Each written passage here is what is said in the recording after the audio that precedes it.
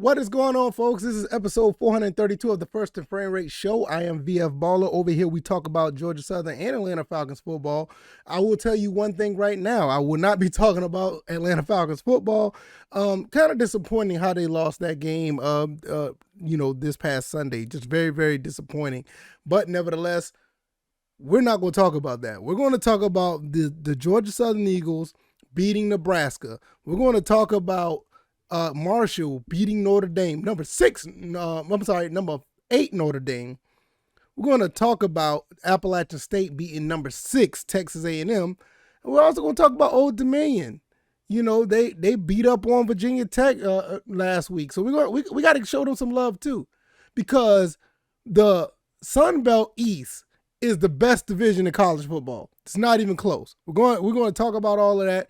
Give you some insight on what's going on here, the future of all of these programs, but I'm going to double back and finish with what I feel what the Georgia Southern Eagles are going to do for the rest of the season, because I'm really excited about how things have been going down. I really am. So if this is your first time here, welcome. This is the First and Frame Rate Show. Like I said, I am on, I talk about Georgia Southern, Atlanta Falcons football. I am on YouTube and Rumble.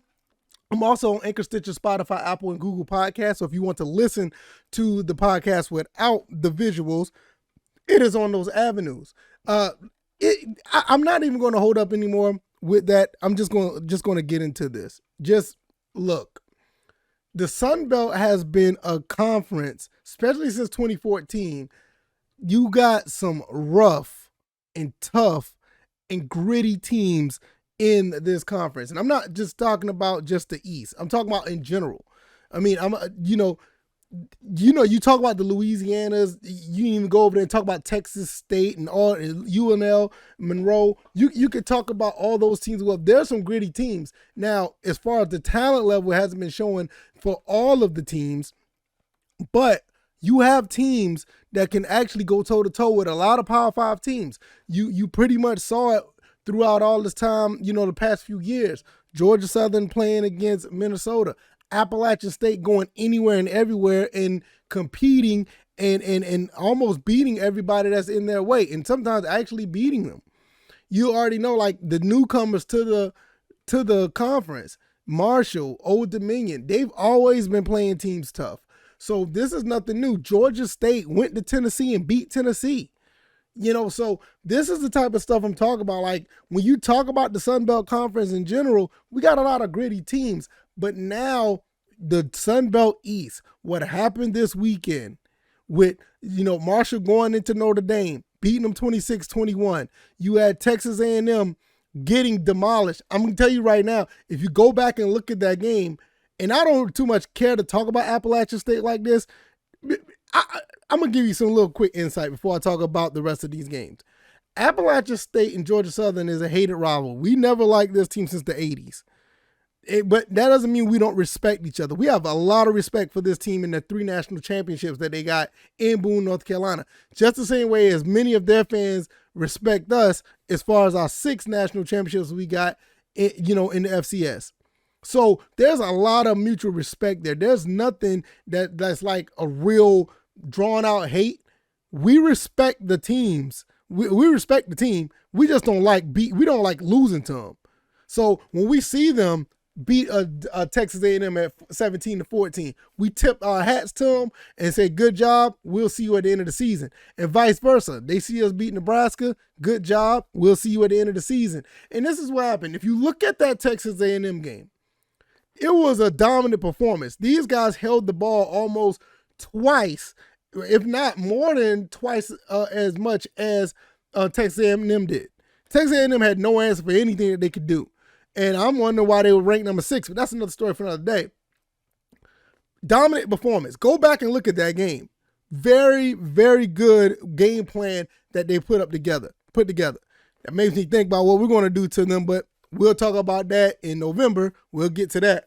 Georgia Southern, I just did a video on this on my YouTube channel. If you want to go back and look at it, non-episode, just a video where I was just so excited that we actually got the peripheral, the mental monkey off of our back and actually beat a Power 5 team since 2013. We got so close so many times, and we finally did it. And the way we did it, It wasn't the best defensive. It wasn't the best defensive performance. We did have a couple of defensive times that we looked okay, but we had trouble with stopping them. Same vice versa with Nebraska. They couldn't stop us, and we was able to make sure they don't go downfield with time running out and they missed the field goal. But we ended up winning 45-42.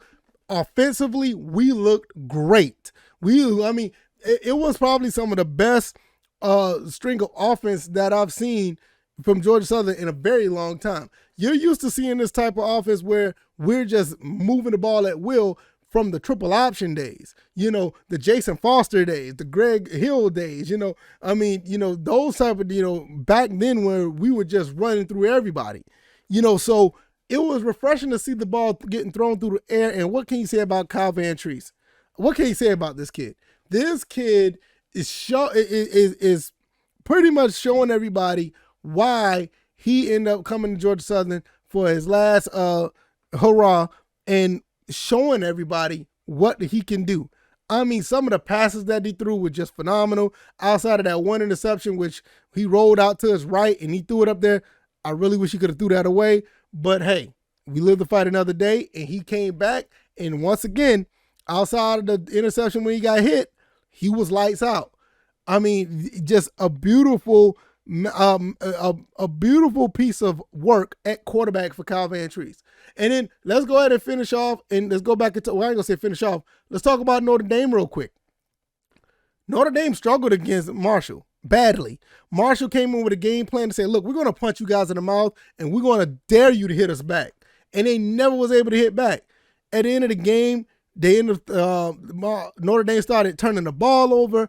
Marshall was taking advantage of every opportunity. They went into South Bend, Indiana, and won that game. And this is a beautiful thing about it. Every game, and before I get to Old Dominion, every game, and I think Old Dominion was, I can't remember if they was home or not. I'm not sure. I think they were home. But nevertheless, every game on this weekend from Notre Dame, Texas A&M, and Nebraska, we went in their houses. We went in their houses and smacked them around. This is what I'm talking about. Now I know some people are going to be in the comment section of the YouTube channel or just come back and tell me on Twitter, oh, y'all didn't smack us around. Nebraska just ran out of time. Okay, but you know what I mean. An L is an L is an L. And we put the L in Lincoln. Oh goodness. So, Southern Exchange, excellent t-shirt. I can't wait for it to come. I bought it and wait for it in the mail. We put the L in Lincoln. Nevertheless, every one of these teams got manhandled in some form or fashion. Defensively, Nebraska had no answer for what Kyle Van Treese and the Georgia Southern offense was doing. Texas A&M had no answer for whatever Appalachian State threw at them. And Marshall was like, you know what?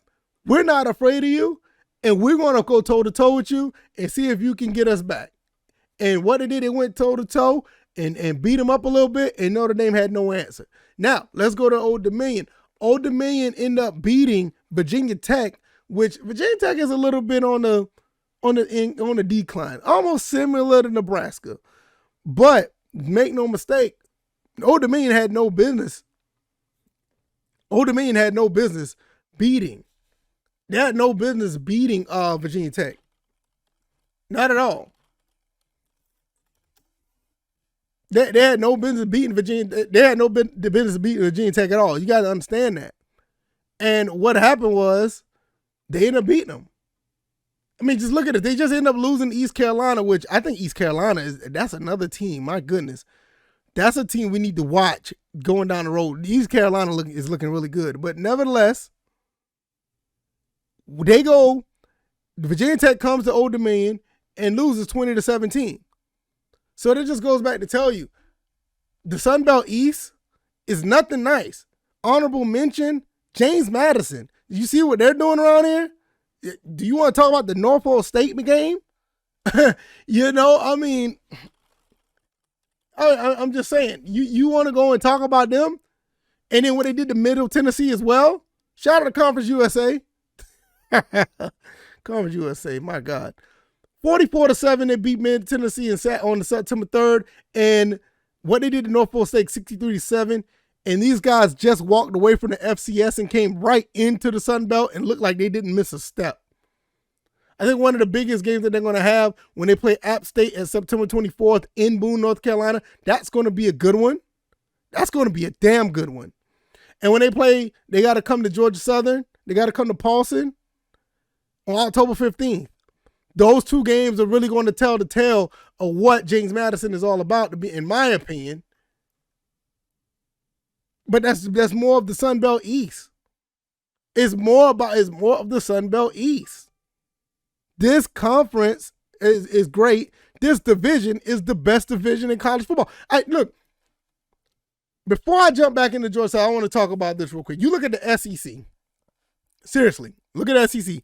East or I think it's East or West. You got Alabama in the West, and who else? Maybe LSU. LSU just lost to Florida State. You look at the East. You got Georgia, maybe Florida, maybe South Carolina just lost to Arkansas. Oh, you may have Arkansas in the West. This division in the Sun Belt is damn near top to bottom. Top to bottom scrap. Now, I know some people are going to say, oh, the talent level, they can't touch the SEC. No, absolutely. I won't say that we can't touch the SEC. But on the East, outside of Georgia, I don't think nobody in the East want to touch any of these teams that is on the screen right now. Yeah, South Carolina did beat Georgia State, but they're on a down year. I'm kind of happy about that because that's our in-state rival. But South Carolina don't want to touch any of these teams that I got on the screen here. Georgia Southern, Old Dominion, Marshall, Appalachian State. Nah, they don't want to touch them. Florida's not going to touch them. No. Kentucky, no. I don't even want to talk about the ACC. I don't even want to talk about the ACC. Yeah. North Carolina did beat Appalachian State, but I'm pretty sure they don't want to touch them again next year. I think they go into Chapel Hill next year. Appalachian State. Appalachian State's going to be ready. Don't get it twisted. They're not looking forward to that game. I can promise you that. Who else in the AC? Florida State, maybe, because they're on the up and come up. They may want to touch any of these teams. Clemson is like the only one. And who's on the other side of the ACC? Louisville? Stop. Shout out to Satterfield, former Appalachian State coach, but just stop. No. Big Ten? We just beat Nebraska. Ohio State, maybe. Ohio State like the only team that them in Michigan. Michigan State, maybe. They don't have this division that's top to bottom with talent that's grit and want to, come for your neck every time. Pac-12, I'm not even going to talk about the Pac-12 right now. No, I ain't going to talk about the Pac-12. Big 12, I don't even want to talk about the Big 12 right now. I can't. To be honest, shout out to my homeboy Mike Stanley on Twitter. Me and became really close friends. He's a K-State alum and fan. I can't wait to 2027 when we go to K-State. I might have to go to Manhattan, Kansas for that game.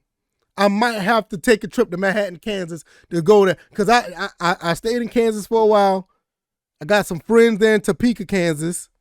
I don't know if they're still. I know a few of them are still there. I still talk to them every now and then. But I would love to go back, and touch bases with some people and go to the game.